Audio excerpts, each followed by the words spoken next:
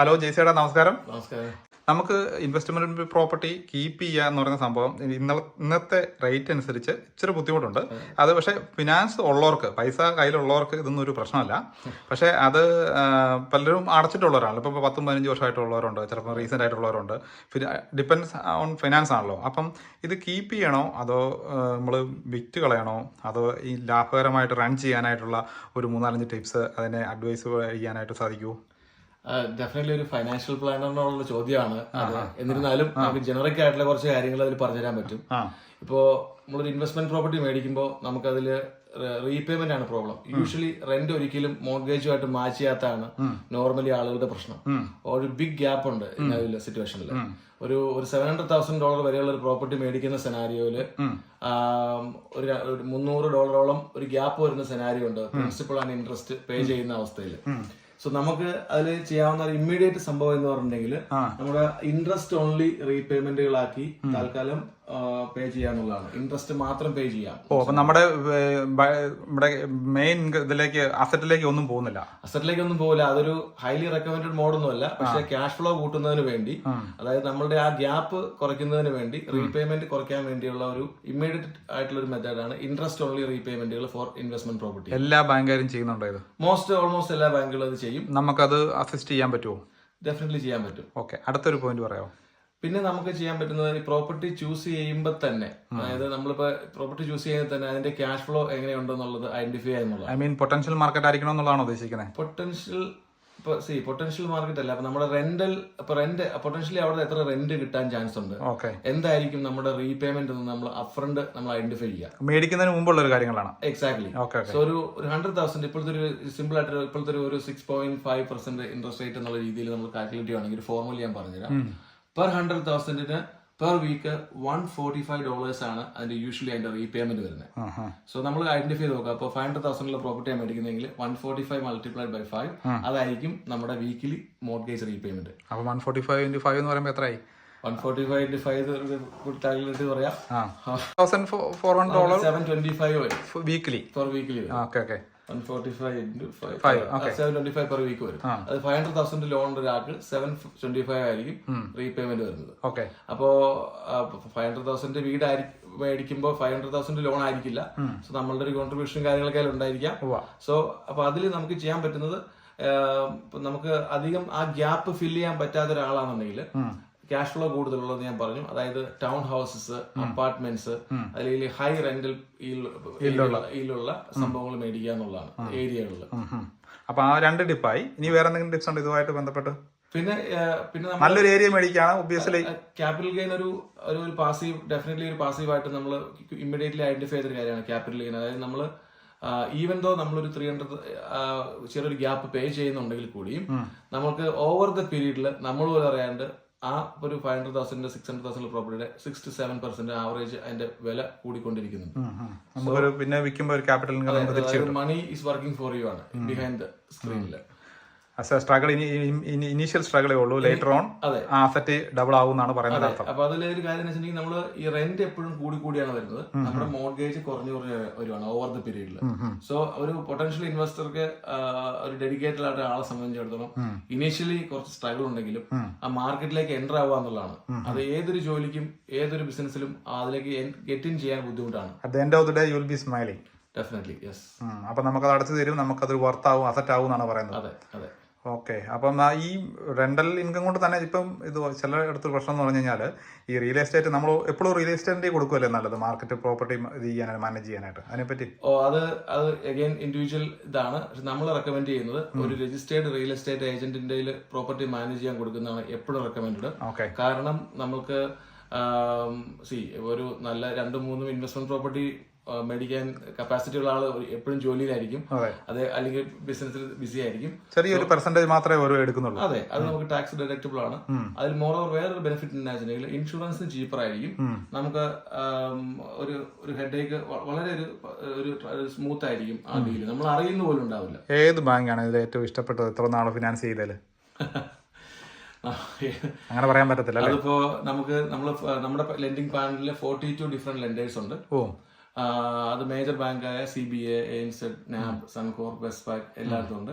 അതിൽ ഏതാണ്ട് 5 ബാങ്കുകളിൽ നമ്മൾ പ്ലാറ്റിനം ബ്രോക്കറാണ്.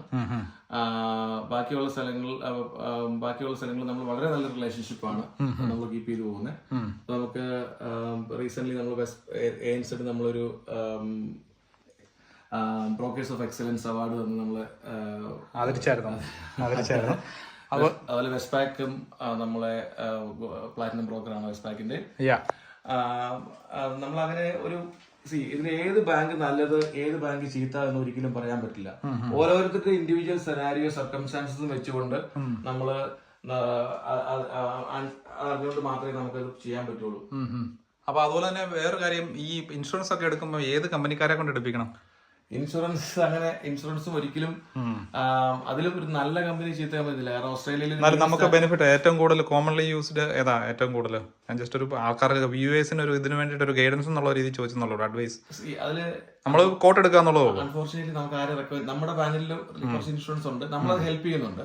വീട് മേടിക്കുമ്പോൾ നോർമലി ഇപ്പൊ ക്വീൻസ്ലാൻഡിലെ നിയമം അനുസരിച്ചുകൊണ്ട് നമുക്ക് വീടിന്റെ കോൺട്രാക്ട് സൈൻ ചെയ്ത അന്ന് മുതൽ ഇൻഷുറൻസ് എടുക്കുന്നുള്ളതാണ്. നമ്മുടെ സെറ്റിൽമെന്റ് ഒരു 60 days കഴിഞ്ഞിട്ടാണെങ്കിലും നമ്മൾ ഇൻഷുറൻസ് എടുക്കുന്നുള്ളതാണ്. ആ ഒരു കാലഘട്ടത്തിൽ നമ്മളുടെ ഫ്രീ ആയിട്ട് നമുക്ക് ചെയ്ത് കൊടുക്കാൻ പറ്റും. അതുപോലെ തന്നെ ഈ കാണുന്ന കാഴ്ചക്കാർക്ക്, ഓസ്ട്രേലിയയിൽ വീട് മേടിക്കുന്ന ആൾക്കാർക്ക്, അതുപോലെ തന്നെ വേറെ സ്ഥലത്തുനിന്ന് വീട് മേടിക്കുന്ന ആൾക്കാർക്ക് നമ്മൾ നിങ്ങൾ ആരോടൊന്നും ചാർജ് ചെയ്യുന്നില്ലല്ലോ, എല്ലാം ഫ്രീ ആയിട്ടാണല്ലോ ചെയ്യുന്നത്. നിങ്ങൾക്ക് പേ ചെയ്യുന്നത് ബാങ്കുകാരാണ് അല്ലെ, ഏത് കൺസേൺ ബാങ്കാണ്. അപ്പം ഈ സർവീസ് എല്ലാം നിങ്ങൾ ഒന്നിനും പേ ചെയ്യുന്നില്ല. ഇവർക്ക് ഫീസ് എന്ന് പറയുന്നത് നിങ്ങൾക്ക് ബാങ്കാണ് പേ ചെയ്യുന്നത്. അതെ, എല്ലാം ഫ്രീ സർവീസ് ആണ്. പൊതുവെ ചില ആളുകൾ വിചാരിക്കും അപ്പൊ നമുക്ക് ബ്രോക്കർ എടുത്ത് പോയാൽ എന്തെങ്കിലും ഫീസ് ഉണ്ടാവും, ബ്രോക്കർ എക്സ്പെൻസീവ് ആവും എന്നുള്ളതാണ്. ഞാൻ പറയാൻ പറ്റുന്ന ഒരു ചലഞ്ച് എന്താണെന്ന് വെച്ചിട്ടുണ്ടെങ്കിൽ, ഏത് ബാങ്കിൽ നിന്നും നമ്മൾ ഡയറക്റ്റ് അപ്ലൈ ചെയ്യുന്ന ആ റേറ്റിനെ ഐദർ നമുക്ക് മീറ്റ് ചെയ്യാൻ പറ്റും അല്ലെങ്കിൽ ബീറ്റ് ചെയ്യാൻ പറ്റും എന്നുള്ളതാണ്. ഈ റേറ്റ് മാത്രമല്ല, ഒരു ഇൻട്രസ്റ്റ് റേറ്റ് മാത്രമല്ല ഡെഫിനറ്റ്ലി ഒരു ഹോം ലോണിന്റെ ഒരു എക്സ്പെൻസ് എന്ന് പറയുന്നത്. അപ്പൊ അതിൽ വേറെ കുറെ അസോസിയേറ്റഡ് കോസ്റ്റുകളുണ്ട്. നമുക്ക് അതും ഒരു ഏറ്റവും ഫ്രണ്ട്ലി ആയിട്ട് നമുക്ക് ചെയ്യാൻ പറ്റും. പ്രൈസ് ബീറ്റ് ചെയ്യുമോ? ചെയ്യാൻ പറ്റും. അതെ, ശരി, ഓക്കെ. അപ്പോൾ വീട് വേറെ ഒരാൾക്ക് ഫിനാൻസ് ചെയ്ത് കൊടുത്തെന്ന് പറഞ്ഞാൽ വേറെ ആളെ കൂടി ചെയ്തെങ്കിലും നിങ്ങൾ അവരെ ഇപ്പൊ ക്യാഷ് ബാക്ക് ഒക്കെ കൊടുത്ത് ഇപ്പൊ റീഫിനാൻസ് ചെയ്യാനായിട്ട് നിങ്ങൾ ഹെൽപ്പ് ചെയ്യും, അസിസ്റ്റ് ചെയ്യും. നമ്മൾ റീഫിനാൻസിന് കൂടുതൽ പേഴ്സണലി ഞാൻ മോട്ടിവേറ്റ് ചെയ്യുന്ന ആളല്ല. കാരണം അവർക്ക് അതുകൊണ്ട് ഒരു ഓവറോൾ ബെനിഫിറ്റ് ഉണ്ടെങ്കിൽ മാത്രമേ നമ്മളത് റീഫൈനാൻസ് ചെയ്യാൻ ആൾക്കാരെ ഞാൻ റെക്കമെൻഡ് ചെയ്യാറുള്ളൂ. കാരണം ഒരു $2,000 മാത്രം നോക്കിക്കൊണ്ട് റീഫൈനാൻസ് ചെയ്യുന്നത് ഒരിക്കലും ഒരു അഡ്വൈസബിൾ അല്ല. കാരണം ഒരു ലെൻഡറിൽ നിന്ന് വേറെ ലെൻഡറിലേക്ക് മൂവ് ചെയ്യുമ്പോൾ സോ മെനി കോസ്റ്റ് ഉണ്ട്. അതെ, അപ്പോ നമ്മുടെ ഇപ്പൊ ഒരു ലെൻഡർ മോശമെന്നോ വേറെ ലെൻഡർ നല്ലതെന്നോ അങ്ങനെയൊന്നുമില്ല. എല്ലാവരും പൊതുവെ ഇവിടെ ഇഷ്ടംപോലെ ആൾക്കാരുണ്ട്. നമ്മുടെ മലയാളീസ് തന്നെ ഒത്തിരി പേര് ചെയ്യുന്നവരുണ്ട്. അതെ, എല്ലാവരും പരസ്പരം അല്ലേ.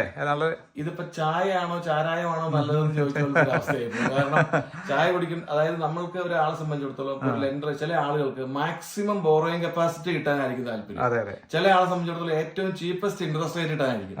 ചില ആളുകൾക്ക് ഇന്ന് വൈകുന്നേരം തന്നെ ലോൺ ഇമ്മീഡിയറ്റ് ആയിട്ട് അപ്രൂവൽ ആയിരിക്കണം. അപ്പൊ മിനിമം ഒരു 28 days 14 days മിനിമം അല്ലെ. 14 days കൊണ്ടൊന്നും ആകത്തില്ലല്ലോ. നമുക്ക് ഇപ്പോഴത്തെ സെനാരിയോയിൽ നമുക്ക് 5 to 7 ബിസിനസ് ഡേയ്സിനുള്ളിൽ ടേൺ അറൗണ്ട് ടൈം വരുന്നുണ്ട്. 7 ബിസിനസ് ഡേയ്സ്. എന്തിനാ അപ്രൂവ് ആക്കാനാണോ? അതെ, എല്ലാ ഡോക്യുമെന്റ്സും നമുക്ക് സബ്മിറ്റ് ചെയ്ത് 5 days ഉണ്ടാവും.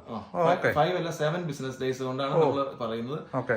ഇപ്പോഴത്തെ സെനാരിയോ അത് വിത്തൗട്ട് എനി നോട്ടീസ് എപ്പോഴെങ്കിലും മാറാം, excluding Saturday Sunday and public holidays അല്ലേ. അതെ.